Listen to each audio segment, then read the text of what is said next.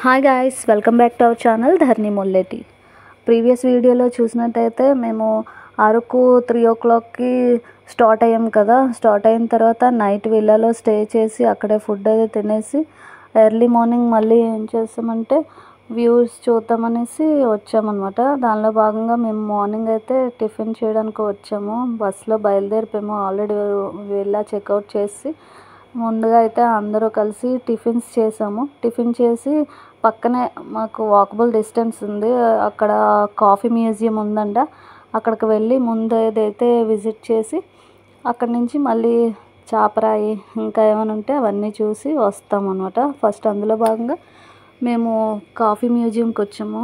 ఈ coffee museum ఏంటన్నదంటే మనకి పూర్వీకుల నుంచి ఇక్కడ అరకులో కాఫీ ఎలా తయారైంది, అసలు ఎప్పుడెప్పుడు ఏంటి అనేసి మొత్తం కాఫీ హిస్టరీ అన్నమాట. అయితే అది ఒక మ్యూజియంలా పెట్టారు. సో మేమైతే అది చూడడానికి వస్తున్నాం అన్నమాట. ముందు మాకైతే ఫస్ట్ అసలు మనకైతే ఈ కాఫీ అనేది మన దగ్గరికి రావడం వరకు మనకు చాలా పెద్ద హిస్టరీ ఉందంట. సుమారు క్రీస్తు శకం 9వ శతాబ్దంలోనంట ఇథియోపియాలోని ఈ కాఫీ అనేది పుట్టిందంట. పుట్టి అక్కడి నుంచి దేశాలు పాకిందనమాట. అయితే కాఫీని మొదటిసారి రుచి చూసింది యాక్చువల్ చెప్పాలంటే మనిషి కాదంట, ఒక గొర్రె. ఆ గొర్రె ఏం చేసిందంట, ఫస్ట్ ఇథియోపియాలోని కాల్దీ అనే ఒక గొర్రెల కాపరి తన గొర్రెలు తీసుకొని ఒక కొండ ప్రాంతానికి వెళ్ళాడంట. అయితే అక్కడ గొర్రెలన్నీ గొర్రెలు యాక్చువల్ పచ్చగడ్డి కదా మేస్తే, అవన్నీ మేయడానికి వెళ్ళాయంట. అయితే వెళ్ళిన కాసేపటి తర్వాత ఆ గొర్రెలన్నీ వింత వింతగా గెంతుకొని ఆడుకొని ఏదో ఒక తుల్లుతూ అలా గెంతుతూ నడుస్తూ ఉన్నాయంట, కనిపిస్తే అప్పుడు అతను గొర్రెల కాపరి ఏం చేశాడట, ఇదేంట్రా బాబు, ఏదో కొత్త రకం ఆకలి తినేసి ఉంటాయి, అందుకే ఏవేళ చెంగి నడుస్తున్నాయి అనేసి ఆ మరుసటి రోజు ఏం చేశాడంట, అతను వేరే ప్రాంతానికి వెళ్ళాడంట. ఆ మేసిన ప్రాంతానికి వెళ్ళి చెట్లన్నీ ఎతికాడంట.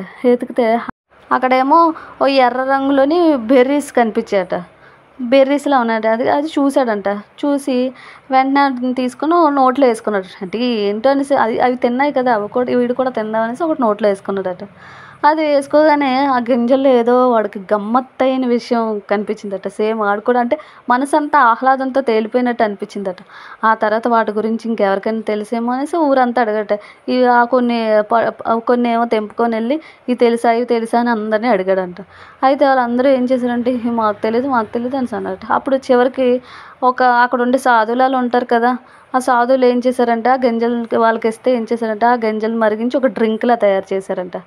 అప్పుడు డ్రింక్లా తయారు చేసి అది తాగేవారనమాట.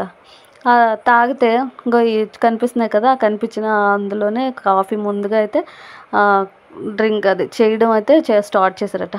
అదే మొట్టమొదటి మనిషి తాగిన మొదటి కాఫీ అనమాట. కాఫీ రుచి తెలిసిన తర్వాత ఆ గింజలు సేకరించి ప్రత్యేకంగా ఏం చేశారంటే సాగు చేయడం మొదలుపెట్టారట. అయితే ఏం చేశారు, ఈ ఇథియోపియాలో మరీ చాలా తెలివైన అనమాట.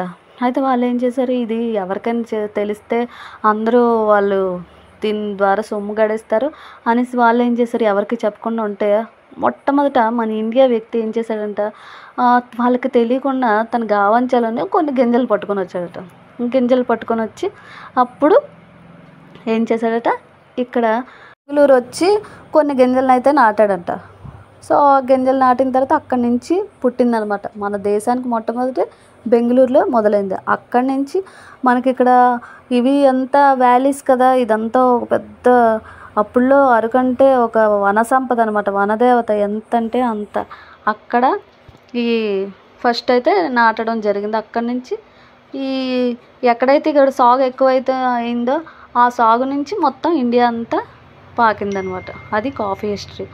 అయితే ఈ అరకులో కనిపించే కాఫీ తోటి మొత్తం అంతా ఈ ఒక మ్యూజియం అయితే కట్టారు కదా, దాని నుంచి ఇవన్నీ చాక్లెట్స్ కానీ ఇంకా ముడి సరుకులు మొత్తం ఈ అరకులో దొరికే సంపద అంతా ఇవన్నీ చాక్లెట్స్ అనమాట. ఇవి కూడా కాఫీతోటే తయారు చేశారు. ఇవి కూడా చాలా చాలా టేస్ట్గా ఉన్నాయి. మొత్తం అంతా కాఫీతో తయారు చేసిన ప్రోడక్ట్స్, చాక్లెట్స్ అన్నీ అయితే ఇక్కడ ఇలాగ భద్రపరచడం అయితే జరిగింది. దాన్ని మనం కొనుక్కోవచ్చు, కాకపోతే టూ మచ్ ఆఫ్ కాస్ట్ ఉన్నాయి, కానీ చాలా చాలా బాగున్నాయి అన్నమాట. ఇది ఈ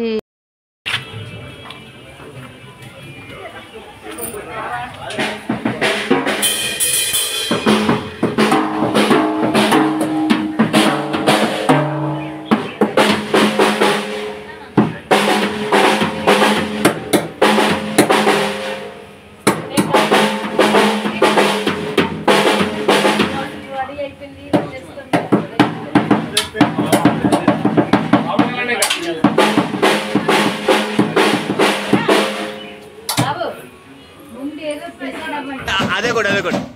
గువ్వా కోరింకతో ఆడిందిలే బొమ్మలాట, ఊడే నా గుండెలో నరిందిలే గుమ్మలాట. కాసు పెదవ నువ్వు పాట పాడరు. పెదవ ఎక్కడికి రా, ఇక్కడ రా. ఎక్కడికి వచ్చా? అక్కడ ఉంది కదా.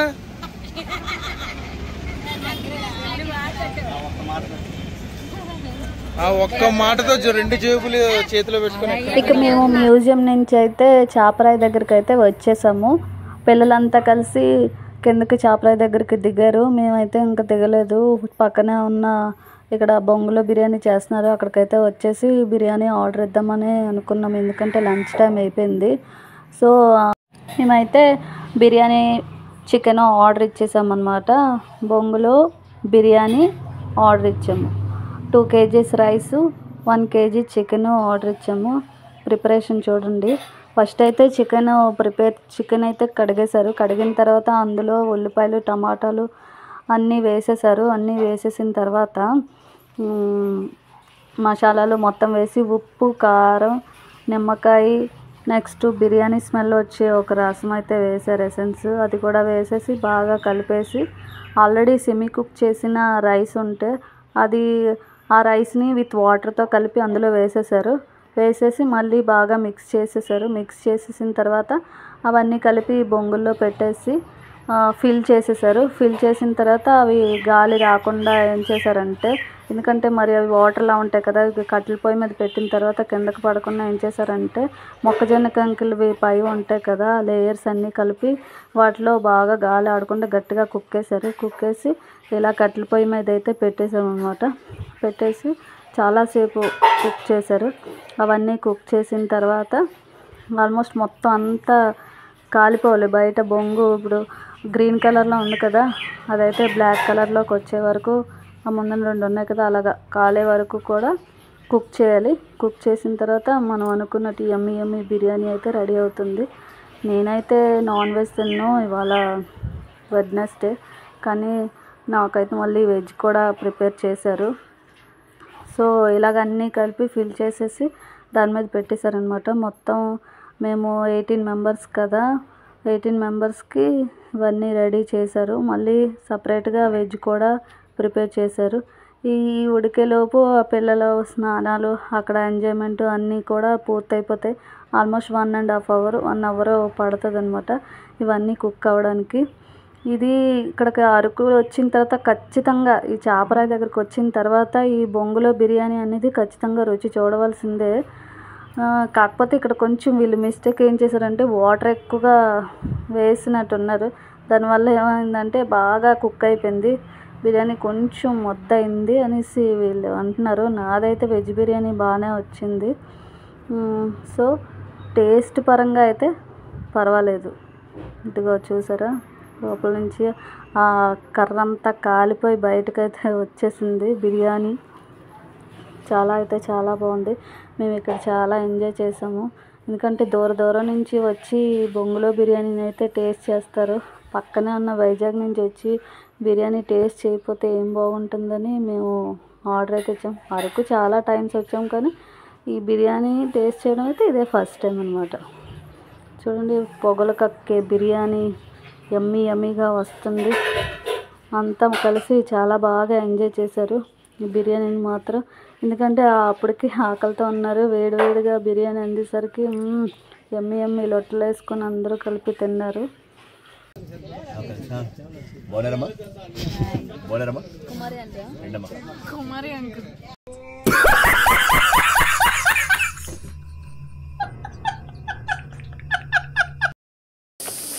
బుర్రా గుహలకు వెళ్ళాలని అంటే ఇన్ని సాహసాలు చేయాలి ఫ్రెండ్, ఈజీగా అవ్వదు. నేను అనుకోలేదండి.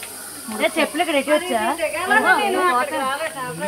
నువ్వు రాబడిపోతా మళ్ళీ అట్లా వేరే రూట్ నుంచి వెళ్తాము.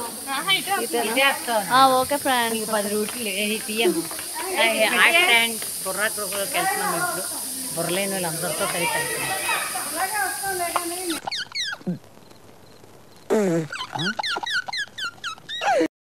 ఇలాగే వస్తాం. అది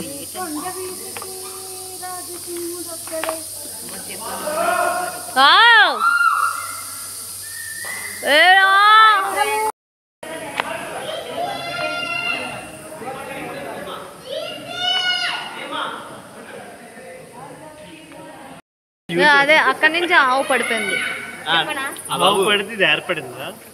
అది అలాగో చెప్తాడు అన్నీ ఒకసారి. అదే రాసి గడ్డి తింటుంది, ఆశపడింది, కాలు ఎట్టింది, సుభాష్ అయింది. అది కొంగూరలా సుభాష్ కింద పైకి వస్తాడే అది రాలేదు. ఏటైంది? ఆవాకర్ అదిగా చూడ తొక్కేశారమ్మా లోకల్ పాలిటిక్స్. ధోని నీకో టీం. ఇక్కడ మా ముగ్గురు పెన్నులో ఇరుక్కుపోతారు గాయస్.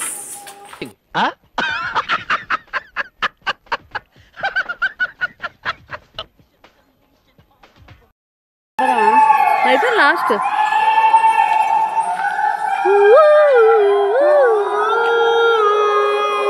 శివ శివ బ్యాక్ చూడు.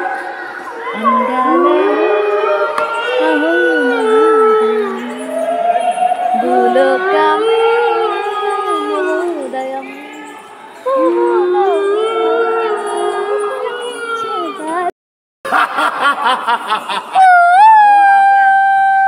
ఓం బంబోల జంబా జంబలకడ బంబా ఓ అవలే మారోయ్